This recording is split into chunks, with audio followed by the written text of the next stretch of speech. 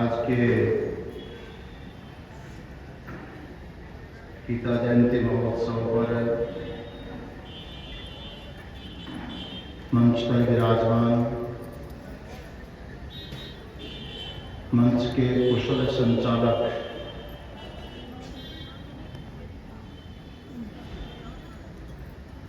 हमारे परम सम्माननीय पूज्य देवकीनंदन जी महाराज, समीपस्थ विराजमान सम्माननीय पूज्य महाराज श्री जी, संपूर्ण भारतवर्ष के प्रथम स्वच्छ महानगर इंदौर से पधारे हुए तन और मन से दोनों से पवित्र आत्मा बैठी हुई सभी को भगवद गीता के पावन अवसर पर हरिओम नारायण।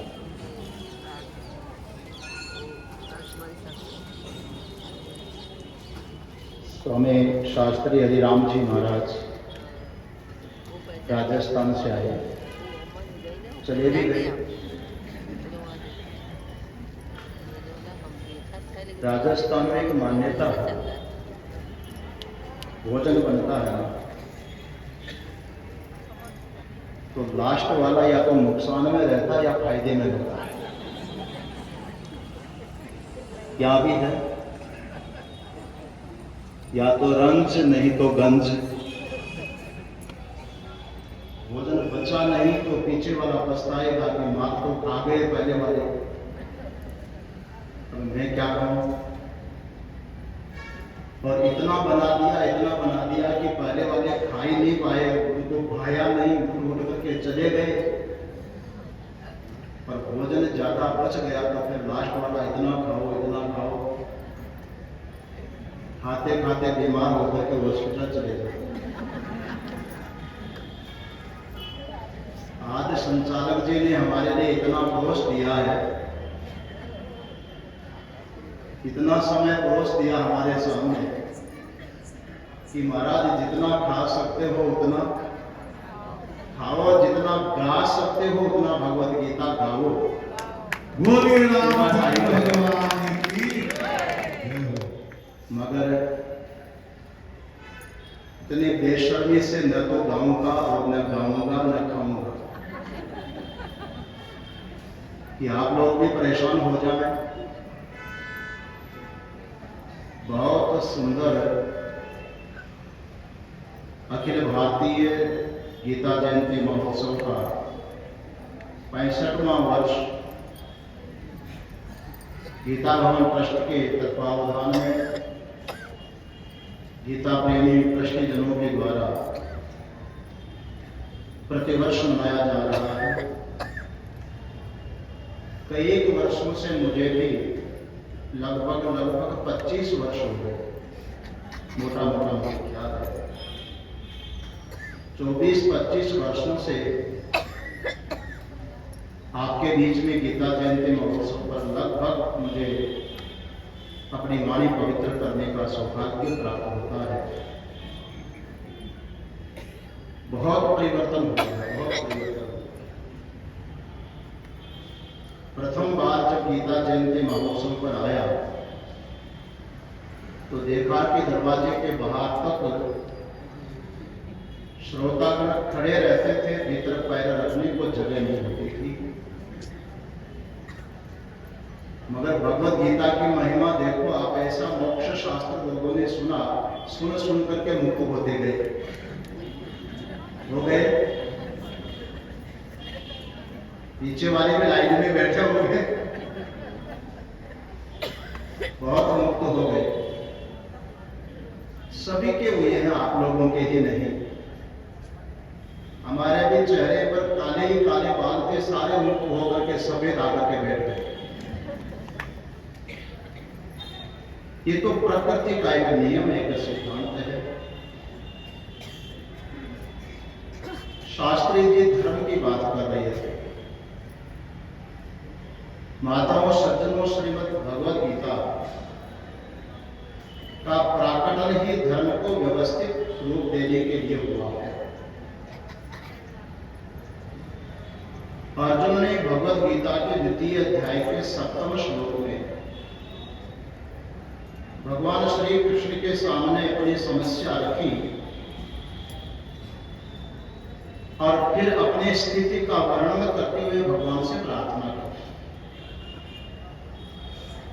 कौटुंबिक मोह खड़ा हुआ और उस कौटुंबिक मोह के कारण अर्जुन की जो दशा हुई है,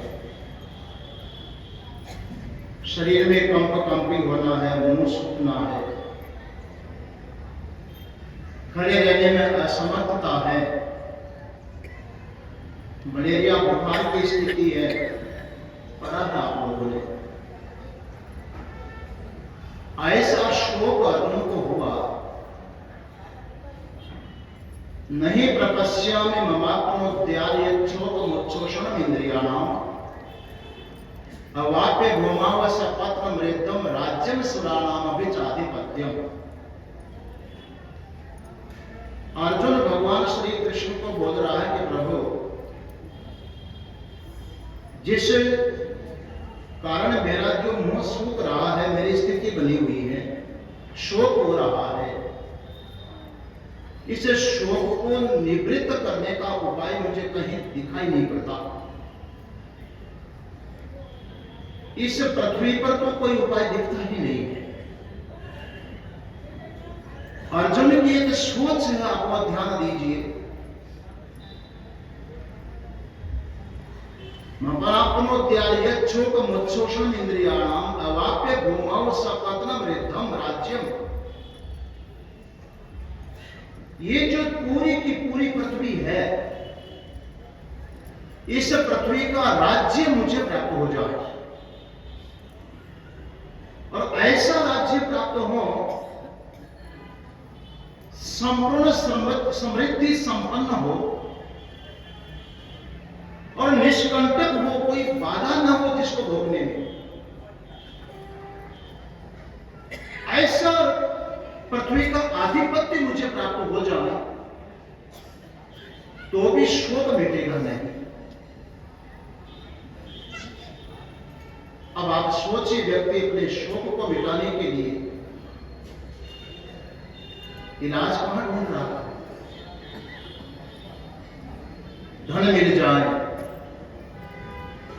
राज्य मिल जाए, स्वातंत्र्य मिल जाए, शांति मिल जाए। मिलती है? मिली?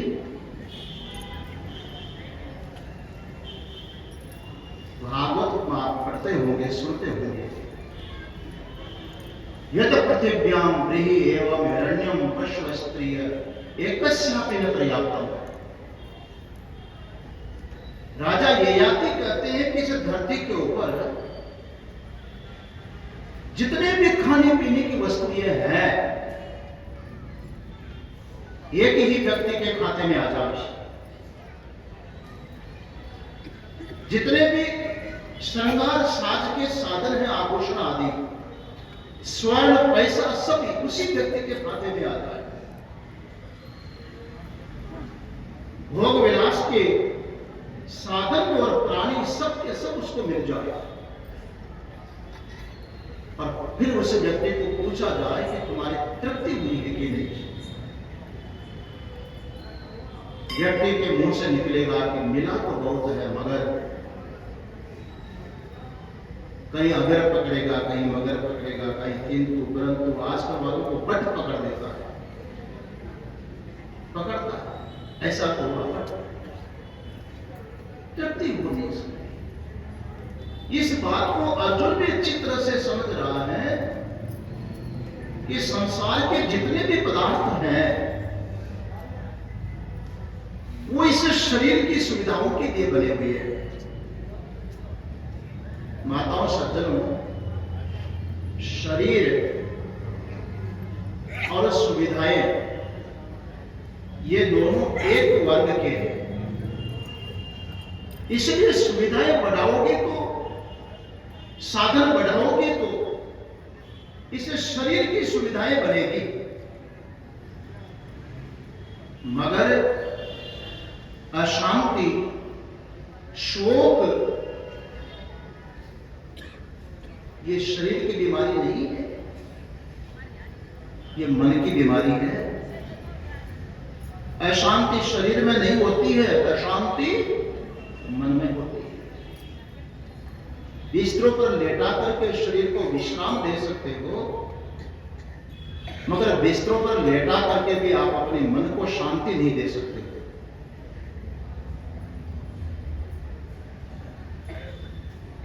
कई लोग होते होंगे जो बिस्तरों पर पड़े पड़े करवटें बदलते रहते हैं, नींद नहीं आती, बड़ी अशांति, क्या क्या ख्याल उठते रहते हैं मन में। इसलिए अर्जुन कह रहा है कि मैं शरीर की बात नहीं करता हूं भगवान, मैं मेरी मन की स्थिति को देख रहा हूं, स्थिति बिगड़ी हुई है। और मन की स्थिति को बनाने के लिए बाहर की सुविधाएं काम में नहीं आती। इस पृथ्वी की तो बात ही छोड़ो, सुरानाम अपि चाधिपत्यम, यदि देवताओं का आधिपत्य प्राप्त हो जाओ, इंद्र देवता जिस इंद्र आसन पर बैठता है वो कुर्सी मेरे लिए खाली हो जाओ, वहां बैठ करके भी मुझे शांति नहीं मिल सकती। इसलिए मैं आपसे पूछता हूं, तो शांति का उपाय पूछ रहा हूं।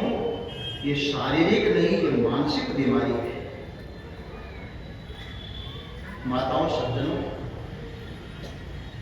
बहुत सारे शारीरिक बीमार होंगे, यदि उन्होंने गीता को सुना, पढ़ा, समझा और संतों के मुखारविंद से समझ करके गीता की बात मानी, तो भयंकर से भयंकर शारीरिक व्याधि में भी निर्भयता की नींद सो सकता है, बड़ी शांति में रह सकता है व्यक्ति, क्योंकि शरीर से मन नहीं बनता। मगर जिसने गीता पढ़ करके अपने मन को ठीक नहीं किया, वो मानसिक रोगी व्यक्ति कितनी सुविधाओं में हो, वो शरीर को भी बिगाड़ देगा। बहुत सारे डॉक्टर कहते होंगे कि शुगर बढ़ गई है, कुछ टेंशन रखते हो क्या? शुगर बढ़ने का कारण पूछते, कुछ टेंशन है क्या?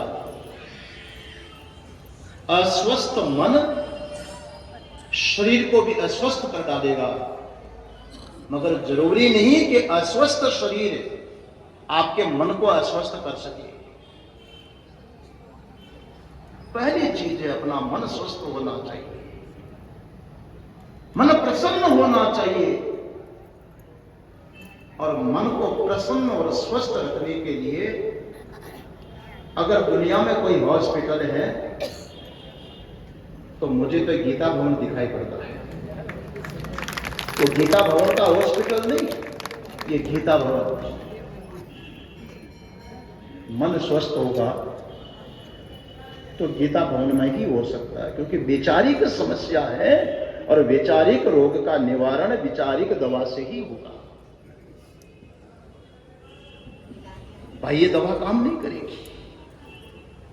इसलिए अर्जुन ने कहा कि भगवान कार्पण्य दोषो पहत स्वभाव। अर्जुन की जो स्थिति बिगड़ी पहले अध्याय में, मुंह सूखना, कंपी आदि होना, ये किस कारण से हुई है? मानसिक चिंतन बिगड़ने के कारण हुई। इसलिए अर्जुन यहां पर पूछ रहा कि कार्पण्य दोषो पहत स्वभाव पृच्छामि त्वाम धर्म सम्मुख चेता यत् श्रेयस्या निश्चितं ब्रूहि तन्मे शिष्यस्तेहं शाहादि मां त्वां प्रपन्नम्।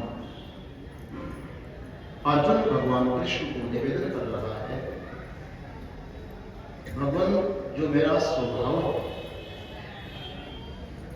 मेरा होना है, मेरी स्थिति है, वो अपहत हो गई है। मेरी स्थिति से मैं गिर गया और वो बिगाड़ने का जो निमित्त है वो है कार्पण्य दोष। कार्पण्य दोष, लोग कायरता को कार्पण्यता बोलते हैं, मगर सज्जनों माताओं शास्त्र की भाषा में एक कृपणता दोष होता है। इंदौर में तो शायद कोई कृपण मिलेगा नहीं, पर जहां कहीं मिलते हैं लोग बड़े रस लेकर के बोलते हैं, भाई साहब आप जानते हो ये महापुरुष हैं, चमड़ी जाए पर दमड़ी न जाए। कंजूस को क्या बोलते हैं? जिसकी पकड़ मजबूत वो छूटे नहीं, उसको कृपण बोलते हैं। क्यों? जो आज अपनी मुट्ठी में आया है वो कल किसी दूसरे की मुट्ठी में था, जो अपनी जेब में आया है कल किसी और जेब में था। तो जब उसकी मुट्ठी में वो नहीं टिक पाया, उसकी जेब से निकल करके आपके पास में आ गया, तो बड़े लोगों आपके पास में कैसा रह जाएगा? उसका तो स्वभाव है। हम जब पढ़ते थे तो एक कवि की पंक्ति याद आ गई, पुरुष पुरातन की वधू क्यों न चंचला हो। पुरातन पुरुष की वधू क्यों न चंचला हो। ये पुरुष पुरातन परमात्मा और उसकी वधू है लक्ष्मी, चांचल्य इसका स्वभाव है। वो टिकेगी नहीं, रहेगी,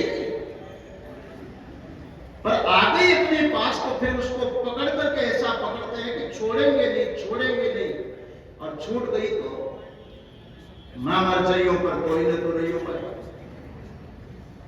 इसीलिए कार्पण्यता दोष उसी को बोलते हैं। अब आप आइए अपने पक्ष में सिद्धांत पर आइए। जिनको अर्जुन अपना मान रहा है, स्वजन समझ रहा है, वो तो पुरानी बात है, वर्तमान की बात सोचो। हम अर्जुन बैठे हुए हैं, भगवत गीता ये भगवान का वाक्य हमें साक्षात भगवत स्वरूप देता है। आप एक बात थोड़े कभी बैठ करके सोचिएगा कि इस दुनिया में हमने जिन जिन को अपना माना, मैं आपको बाबा जी बनाने की बात नहीं कहता, बात से मत रखना, प्रकृति से दूर होना। जो पति और पत्नी का रिश्ता है, चलते पूरे परिवार का रिश्ता है, माता पिता का रिश्ता है, पुत्र पुत्री का रिश्ता है, भाई बहन का रिश्ता है, जिनको हम अपना समझते हैं, ये कितने वर्षों से अपने हैं। सृष्टि के आदि से अपने हैं, तो फिर जब ये शरीर मिला तब इस शरीर के साथ में पूरे कुटुंब का हमारा संबंध, ठीक है। अब ये संबंध कब तक रहने वाला है? जब तक ये शरीर है तब तक संबंध है। और ये बात पक्की है सज्जनों माताओं की, शरीर रहेगा नहीं तो शरीर नहीं रहेगा तो शरीर वाले हमारे साथ कैसे रहेंगे? सबसे अधिक धोखा यदि हमको दिया तो शरीर ने दिया है कि नहीं? इसीलिए सबसे बड़ी कार्पण्यता, सबसे बड़ी जो गलती है इंसान की, वो है शरीर को पकड़ करके रखना, शरीर को मैं और मेरा मान लेना। शरीर के साथ में हम अपनत्व मान लिया, मेरापन कर दिया, अपनापन कर दिया, तब शरीर वालों को भी पकड़ करके रखना चाहते हैं, चाहे प्राणी हो और भले ही वो पदार्थ हो, शरीर के संबंधी हो चाहे शरीर और संबंधियों के साधन हो, उनको हम पकड़ करके रखना चाहते हैं, फिर छूट करके जाते हैं। ये तो सबसे बड़ी समस्या है। हमारा विवेक कहां चला गया? इसलिए अर्जुन भगवान को कहता है कि पृच्छामि त्वाम धर्म सम्मूढ़ चेता। भगवान मैं आपको पूछ रहा हूं धर्म के संबंध में मेरा कर्तव्य क्या है, मुझे क्या करना चाहिए। शास्त्री जी हरिराम जी महाराज बहुत सुंदर बात कर रहे थे। सचमुच में भगवत गीता का प्राकटन ही धर्म रक्षा के लिए हुआ, धर्म की रक्षा के लिए। जब व्यक्ति धर्म के संबंध में किंग कर्तव्य विमूढ़ हो जाता है, निर्णय नहीं कर पाता है, तब उसे धर्म को फिर से संस्थापित करने के लिए, जड़ें मजबूत करने के लिए, स्थापना नहीं, भगवान कहते हैं यदा यदा ये धर्मस्य, बोल दो ना, ग्लानिर्भवति भारत अभ्युत्थानमाधर्मस्य तदात्मानं सृजाम्यहम्। अधर्म का अभ्युत्थान हो, धर्म की ग्लानि हो, तो भगवान कहते हैं मैं स्वयं को सर्जित कर लेता हूं। अजोपि सन्नवे आत्मा भूतानाम ईश्वरों के संग। भगवान कहते हैं मेरा स्वभाव जन्म लेना नहीं है, स्वरूप अज हूं, अविनाशी हूं, मैं किसी का गुलाम नहीं हूं, किसी के अधीन नहीं हूं, कोई कर्म बंधन मेरे नहीं है। भूतानाम ईश्वरों के संग, फिर भी मैं प्रकट हो रहा हूं। प्रकृति में स्वम अधिष्ठाय संभवामि आत्ममायेन। प्रकृति को अधीन करके अपने शक्ति के द्वारा अपने आप को प्रकट कर रहा हूं। क्यों? परित्राणाय साधूनाम विनाशाय च दुष्कृताम धर्म संस्थापनार्थाय। भगवान का विशेष प्राकटन जो होता है वो धर्म की संस्थापना के लिए होता है। कोई संस्कृत के विद्वान बैठे हो, स्थापना जो शब्द होता है वो स्थापति निवृत्तो धातु से होता है, जिसमें कोई गति ना हो, स्थापना करते ना, एक जगह स्थिर कर देना, हिले डुले नहीं, उसको स्थापना बोलते हैं। और भगवान श्री कृष्ण कहते हैं मैं धर्म की स्थापना के लिए नहीं, धर्म की संस्थापना के लिए प्रकट होता हूं, उसको मजबूत करने के लिए प्रकट होता हूं। आप लोगों ने देखा होगा इंदौर वालों को क्या काम पड़ेगा, हम लोग जो ग्वाले होते हैं गाय चराने वाले, हमको पता है कई गाय को बछड़े को बांधना हो, एक लकड़ी का लोहे का खूंटा ठोकते हैं, खूंटा हथौड़े मार मार कर उसको ठोकते हैं और फिर उसको हिलाते हैं। देखो थोड़ा हिल रहा है, ऊपर से और हथौड़े मारते हैं, फिर हिला करके देखो थोड़ा और हिला, ऊपर से और हथौड़ा मारते हैं। वो तब तक हथौड़े चलाते रहेंगे जब तक वो हिलना बंद न हो जाए। वो तो भगवान श्री कृष्ण यही संस्थापना है, हिला हिला करके मजबूत करना, उसको संस्थापना बोलते हैं। खूंटा गाड़ना स्थापना है और हिला हिला करके मजबूत करना संस्थापना है। भगवान का जो प्राकटन होता है वो केवल धर्म की स्थापना के लिए नहीं, धर्म तो अनादि है, सृष्टि के प्रारंभ से चला रहा है। सृष्टि के आरंभ से धर्म चला रहा है। शास्त्र जी बोल रहे थे हम धन्य हैं, हम भाग्यशाली हैं कि सनातन धर्म में भगवान ने हमको जन्म दिया है। अच्छा ये बताओ यदि सनातन धर्म में जन्म नहीं देते तो और धर्म है कहां जहां धर्म जन्म देते? बाकी तो धर्माभास है। दो तरह के बादल होते हैं, बारिश के समय जो बादल होते हैं, काली काली घटाएं चढ़े, आपको उम्मीद बन जाती है बारिश की होगी, काली काली बादल चढ़ के। भगवान न करे किसी के कारखाने में आग लग गई और मशीनरी ऑयल डीजल जलने लगे और काला काले बादल छा जाएं इंदौर शहर के ऊपर, क्या आपको उम्मीद लगेगी कि बारिश होने वाली है? वो भी तो बादल जैसा दिखाई पड़ता है। तो एक बादल है जिसमें पानी भरा है, एक बादल है जो बादल जैसा दिखता है मगर पानी की बूंद उसके भीतर में नहीं है। हमारा सनातन जो धर्म है सज्जनों माताओं, वो तो जल कोणों से और उस बादल की भांति है जिसमें धर्म के सिवाय दूसरा कुछ है ही नहीं। धर्म ही धर्म है, सनातन धर्म वो है जो धारण करने वाला है, सबको धारण करता है। इतना मजबूत धर्म है और ऐसा धर्म है जो सर्वमान्य है, सबके लिए ग्राह्य है। और स्वामी जी कह रहे थे वैसा कोई अंधा हो धर्म को न देखे उसकी बात को छोड़ो। बड़ा सुंदर एक श्लोक आता है, श्रूयताम धर्म सर्वस्वम श्रुत्वा चैवावधार्यताम। सुनो, सनातन धर्म का सार सुनाया आपको। तो सुनो, सुन करके उसको धारण करो, अपने जीवन में ग्रहण करो। अवधार्यता धर्म धारण करने की चीज है। क्या है सनातन धर्म? आत्मन प्रतिकूलाय परेशान समाचार,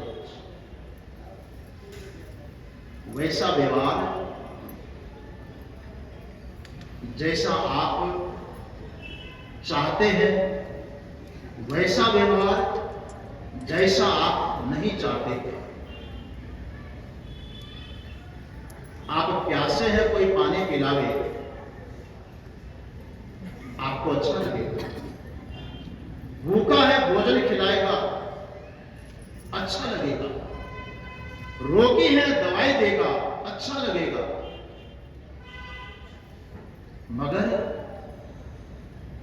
यदि आपको कोई कटु शब्द का प्रयोग करता है, गाली देता है, आपके निंदा करता है, आपको अच्छा लगेगा? आपसे धोखाधड़ी करे, झूठ बोले, आपको अच्छा लगेगा? आपके वस्तु उठा करके चुरा करके ले जाए, आपको अच्छा लगेगा? नहीं लगेगा। कोई नियत खराब करे किसी भी प्रकार से, अच्छा नहीं लगेगा। तो जब दूसरे के द्वारा किया गया वो व्यवहार हमें अच्छा नहीं लगता है, वो झूठ बोले हमारे साथ, निंदा करे हमारी, गाली देवे हमें, वस्तु चुराए हमारी, अनधिकार चेष्टा करे हमारे प्रति, गलत दृष्टि करे हमारे प्रति, हमें अच्छा नहीं लगेगा। तो भाई दूसरे का किया हुआ हमें अच्छा नहीं लगता है, तो दूसरे के प्रति करने के लिए आपको सर्टिफिकेट किसने दिया है? दूसरे का हमें अच्छा नहीं लगता है, तो जो अच्छा न लगे वो किसी को भी अच्छा नहीं लगता है, वो व्यवहार हमें दूसरों के साथ नहीं करना चाहिए। ये जो सनातन धर्म का एक सूत्र है, वो जले हुए पदार्थों से उठे हुए धुएं के गुब्बारे में जैसे पानी नहीं है, अन्य कई धर्म कहलाने वाले होंगे, ये चीज आपको वहां नहीं मिलेगी। कल्पना करो, थोड़ी सी कल्पना करो, विषयांतर होगा लेकिन आएंगे वापस लाइन पर। आज तो परम स्वतंत्र न शिव पर कोई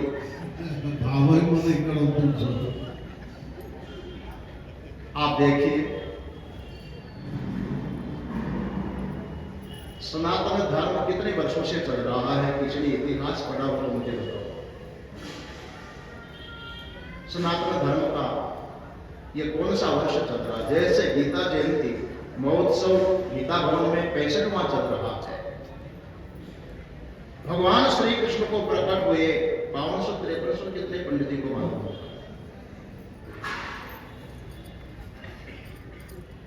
पर सनातन धर्म कितने सालों से चल रहा है किसी को पता है? नहीं है। इस धर्म की कोई तारीख नहीं। इतर धर्म देखिए, जो दुनिया में धर्म के नाम से, उनको अधर्म कहना मैं मंच से शोभा नहीं देता मेरे दोस्त, जो भी, पर जितने भी धर्म माने जा रहे हैं वो फलाने धर्म का, फलाने धर्म का, उन सबसे पूछो उनके धर्म की तारीखें हैं। कोई 2700 वर्ष होगा, कोई 2500 होगा, कोई 2000 होगा, कोई 2022 होगा, कोई 2080 होगा, कोई 1500 1400 वर्ष होगा, कोई 600 700 वर्ष होगा। उनके सबके धर्मों की एक अवधि, एक सीमा है। जो अपने धर्म की एक अवधि निर्धारित कर लिया कि इतने समय से हमारा धर्म चला आ रहा है, किसने चलाया? अपने प्रवर्तक का नाम देंगे, उनके द्वारा यह धर्म हमारा चला। अब आप कल्पना करो कि जिन जिन लोगों के अमुक धर्म है, जिन्होंने उसको धर्म संज्ञा देकर के सनातन से अलग तोड़ करके अलग डाल दिया, उन लोगों के जो पूर्वज थे, जहां से उनका धर्म का आरंभ हुआ, उनके जो पूर्वज थे वो कौन से धर्म से आए थे? सोचिएगा। 2000 वर्ष पहले के जो पूर्वज थे कौन से धर्म के थे? ये हमारा सनातन धर्म है। और सनातन धर्म था, है और रहेगा। ये तो आप सुन रहे हैं, महाराज जी सुना रहे थे। मगर सज्जनों माताओं, सूर्य नारायण तो पहले भी था, वो भी है, हम नहीं रहेंगे तो भी। पर सूर्य नारायण भगवान सारे जगत को प्रकाश देने वाला है, पर उसको भी राहु नहीं छोड़ता, उसको भी ग्रहण लगता है। और जब सूर्य को ग्रहण लगता तो आप क्या करते हो भाई? बैठ करके माला जपते होंगे, कोई दान पुण्य करते होंगे, कोई अच्छा कर्म करते होंगे। सूर्य को ग्रहण लगता है तो कोई अच्छाई की ओर बढ़ते हैं।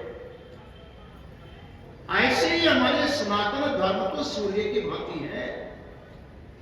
बीच बीच में जो ग्रहण लगते हैं, ये हमको अपने धर्म के, अपनी परंपरा के, अपने ज्ञान के, अपने मूल के प्रति मजबूत करने के लिए, जोड़ने के लिए आते हैं।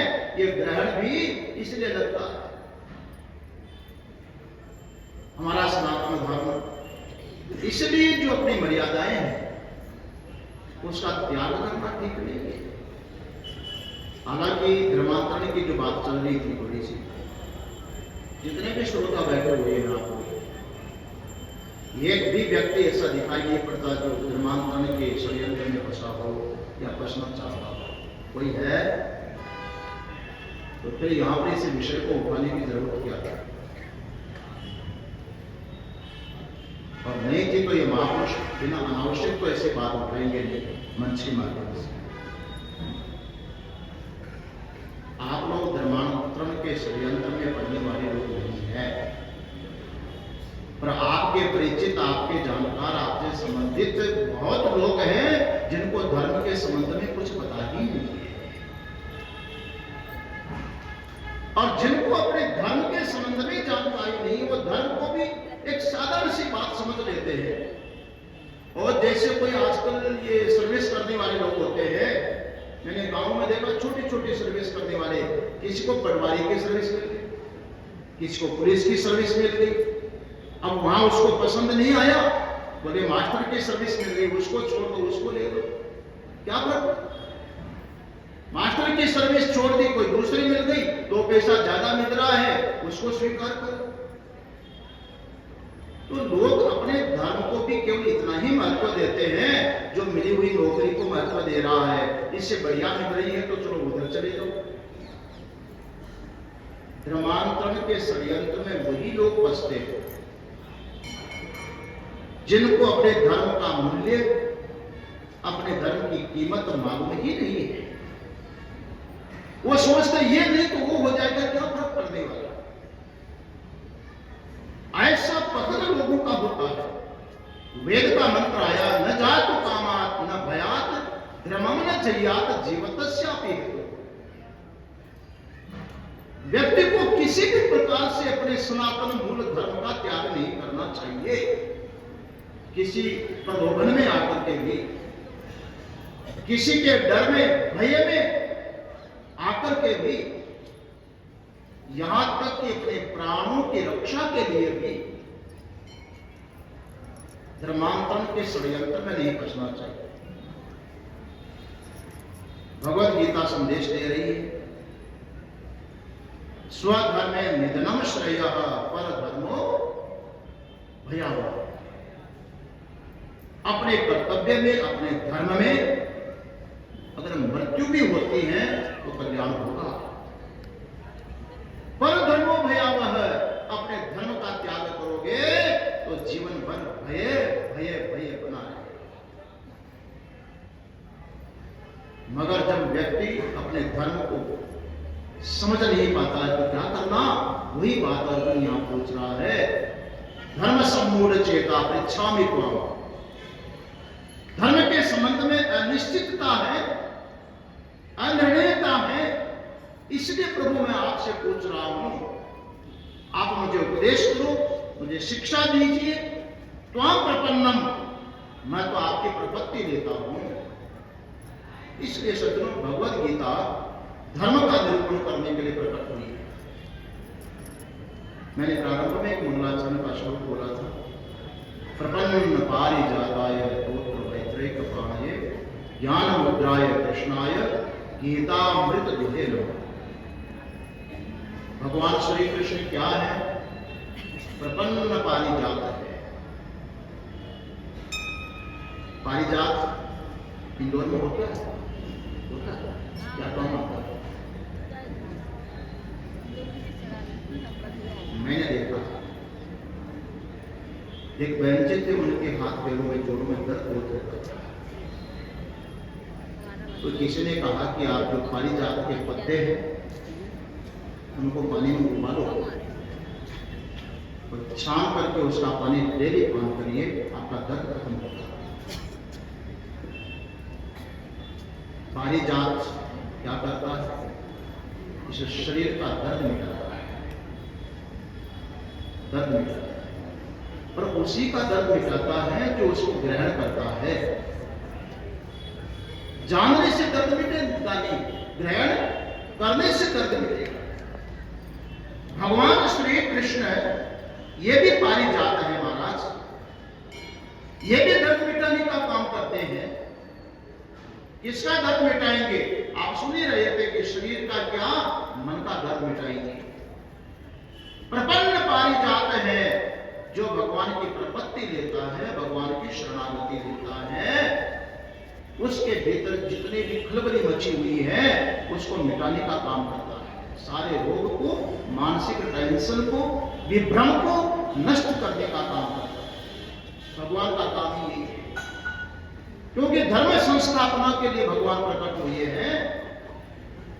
अर्जुन कहता है भगवान इसलिए मैं आपके प्रपन्न हूं, आप पारिजात हो और मैं प्रपन्न हूं। आप मुझे बोलिए मुझे क्या करना चाहिए। धर्म के संबंध में जब संशय होता है तो भगवान को पूछना चाहिए, भगवान से प्रार्थना करना चाहिए। अब भगवान को कहां पूछने के लिए जाए, कहां जाओ?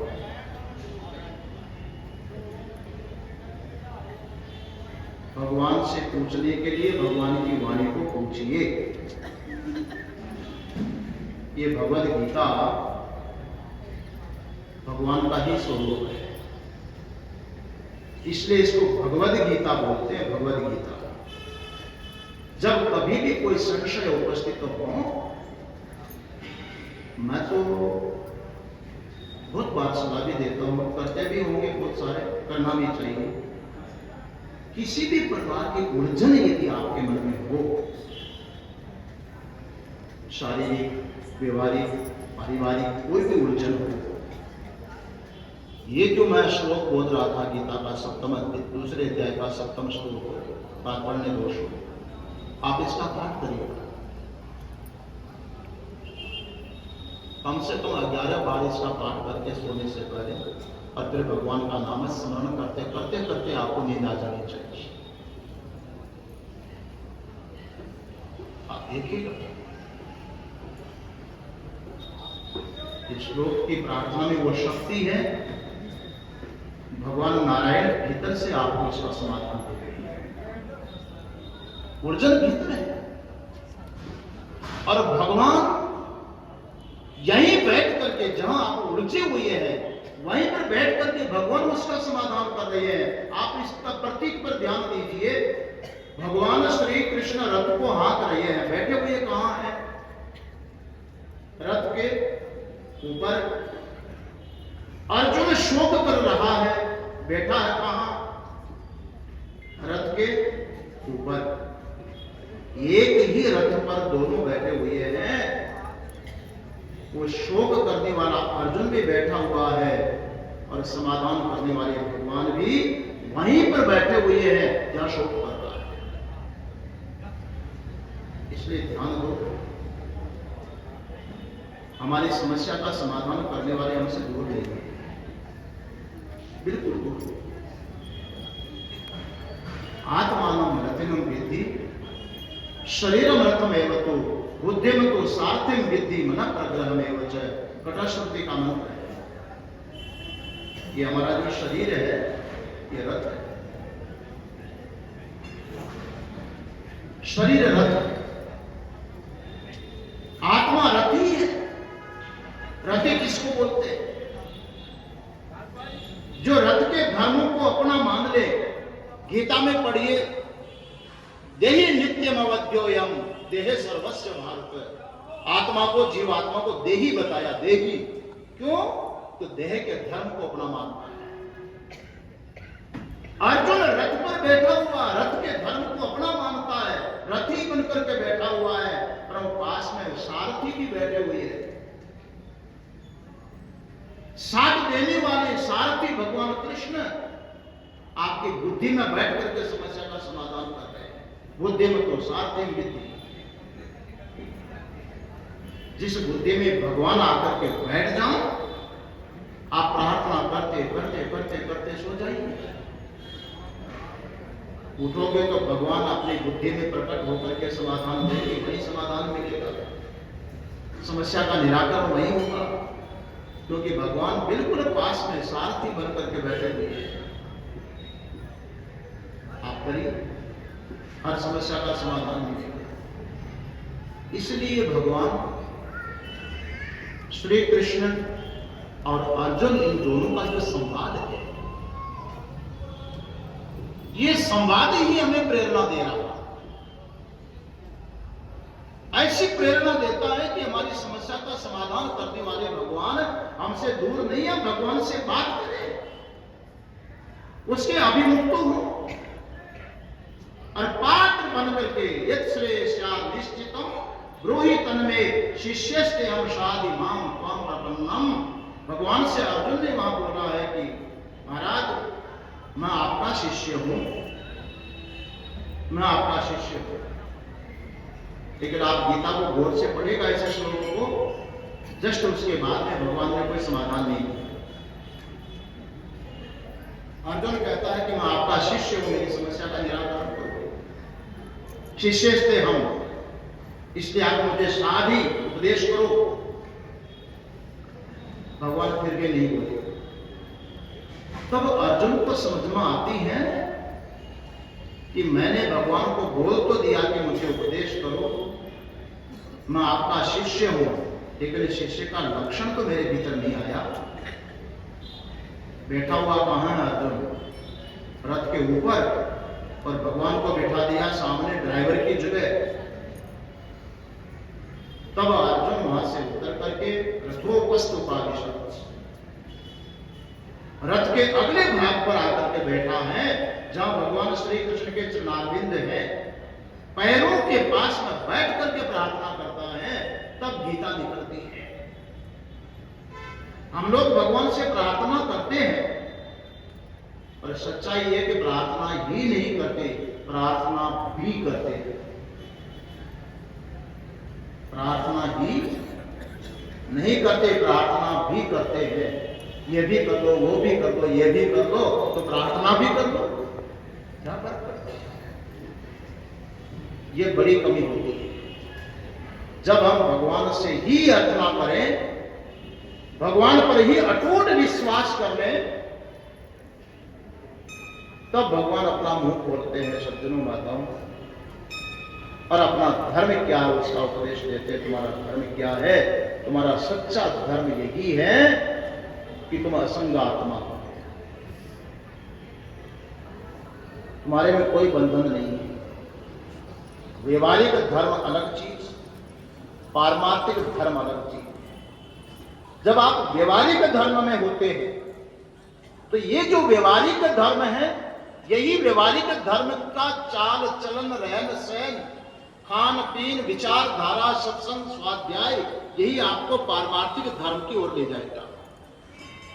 इसलिए पहली बात बताई जाती है, जिस परंपरा में, वैदिक परंपरा में, सनातन धर्म में भगवान ने जो हमको जन्म दिया है, उन मर्यादाओं का पालन करो, रक्षा करो। और यहां सुन रहे हो गीता, तो ये संदेश वहां तक पहुंचाओ जिनके हाथ में गीता नहीं गई है, जो गीता को नहीं समझते हैं। यह संदेश वहां तक पहुंचाने का दायित्व आप लोगों का है। गीता का संदेश वहां पहुंचाना चाहिए। हमारी बड़ी महिमा, हम ऐसे हैं, हम वैसे हैं, सुन करके सीना फुला करके चले जाओगे, लेकिन जो भटक रहे हैं उनको नहीं रोकोगे ना, तो दूसरे के घर में लगी हुई आग कभी न कभी आपके घर में पहुंच जाएगी। इसलिए व्यवहारिक धर्म की रक्षा करना भी जरूरी है। और पारमार्थिक जो आपका धर्म है, ये भगवत गीता का जो संवाद है, इसको समझने से समझ में आएगा। जहां पर हमें समस्या है, वहीं पर हमारा समाधान देने के लिए भगवान बैठे हुए हैं। मैं अपनी आजादी का, अपनी स्वतंत्रता का अधिक दुरुपयोग नहीं करूंगा। माताओं का धैर्य टूट रहा है, मगर सज्जनों माताओं, एक संदेश पत्र मेरे पास में आया, माननीय संचालक जी भी, राष्ट्रमंडल के द्वारा भी, कि आज सभा को विश्राम जो होगा आपके प्रवचन से हो। एक बड़ा संदेश, यहाँ सुंदर संदेश आया है, वो कोई भगवत गीता से बाहर का संदेश नहीं है। पर्यावरण रक्षा के लिए, क्योंकि जब बाहर का पर्यावरण शुद्ध नहीं होगा, पवित्र नहीं होगा, पर्यावरण स्वच्छ नहीं होगा, तो हमारा जीवन स्वच्छ नहीं होगा, हमारी सोच शुद्ध नहीं हो सकती, हमारा चिंतन शुद्ध नहीं होगा, हमारा अस्तित्व नहीं रह सकता। इसलिए सनातन धर्म की विशेषताएं आप देखिए, केवल हम अपने धर्म को किसी इंसान तक सीमित नहीं रख सकते, किसी प्राणी मात्र तक सीमित नहीं रख सकते। सनातन धर्म तो वो है जो जड़ वो चेतन, स्थावर, जंगम सबके अंदर एक तत्व का दर्शन कर रहा है, वो सबकी रक्षा की बात बोल रहा है। भगवत गीता में भगवान श्री कृष्ण कहते हैं, अश्वत्थ सर्ववृक्षाणाम, जितने भी पेड़ हैं, जितने भी वृक्ष हैं, उन वृक्षों में जो संपूज्य वृक्ष माना गया है, वो पीपल का वृक्ष मैं हूं। भगवान बोलते हैं, अब हमारा वो सनातन धर्म है जो वृक्षों की पूजा करते हैं, भगवान मान करके पूजा करते हैं, क्योंकि पीपल वृक्ष के रूप में भगवान विराजमान है। 15वां अध्याय आप पढ़िएगा, ऊर्ध्वमूलमधः शाखम् अश्वत्थम् प्राहुरव्ययम्।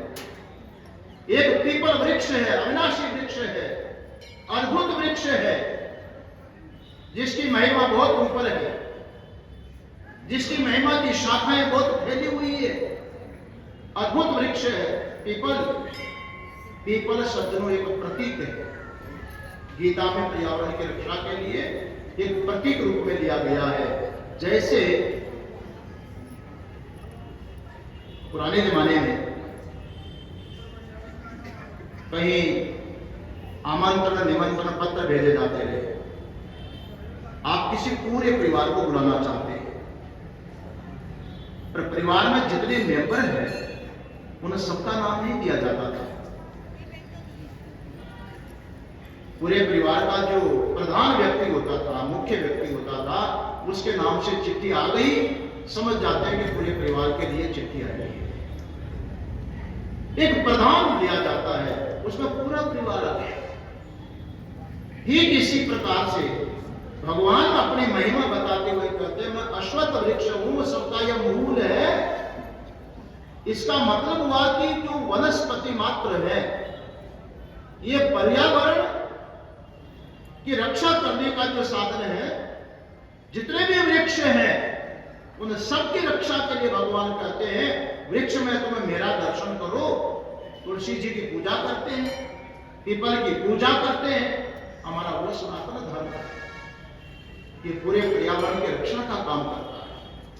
और आज जो जो लोग सनातन धर्म से बिछुड़ करके, जैसे वो बिना पानी के कुएं को बादल समझ रहे, ऐसे अन्य को धर्म समझ रहे, वो पर्यावरण की क्या रक्षा कर पाएंगे।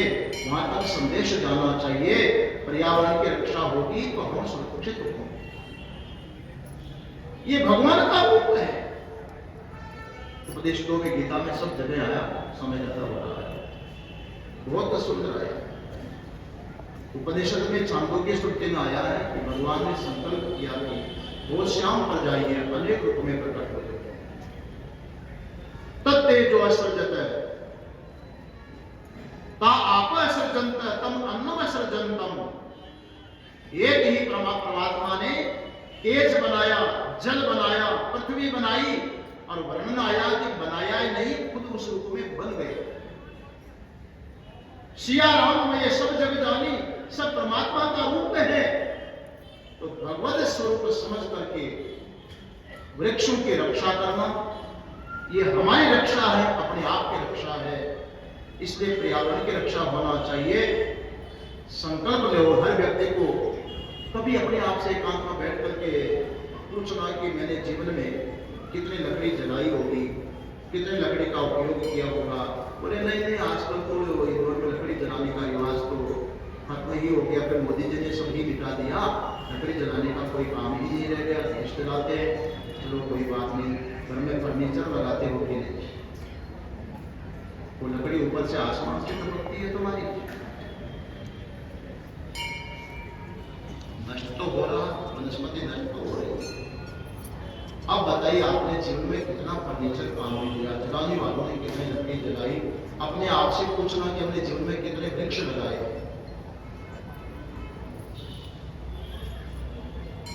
और जिसने एक भी वृक्ष नहीं लगाया, उसको सोचने की जरूरत है कि कितने वृक्षों का नाश तुम्हारे निमित्त से हुआ और तुम जीवन में एक भी वृक्ष की रक्षा नहीं कर सके, तो तुम्हारी रक्षा कौन करेगा।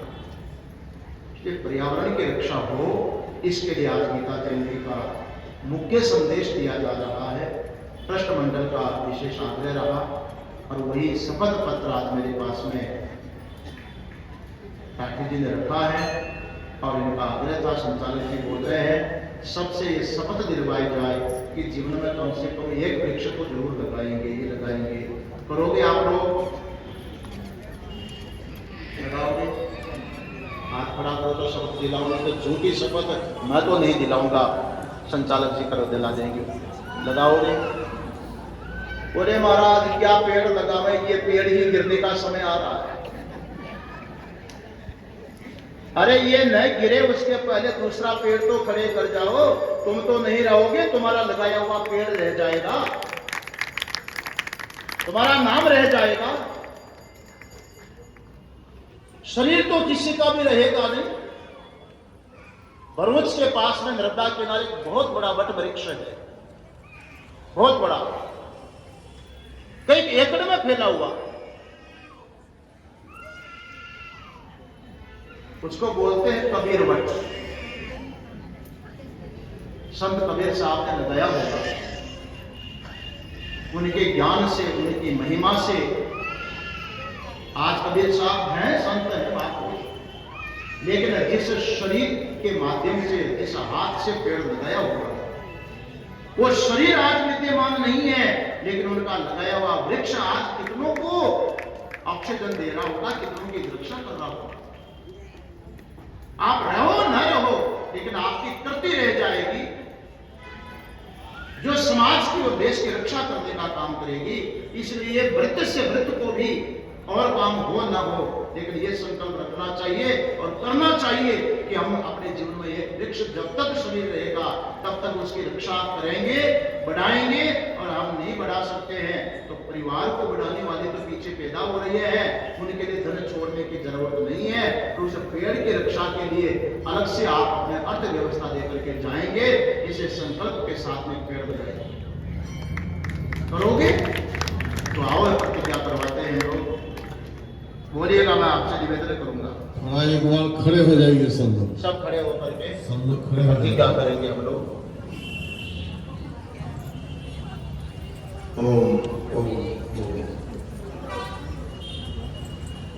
प्रकृति, बोलिए, आप मैं बुलाऊंगा, आप बोलेंगे।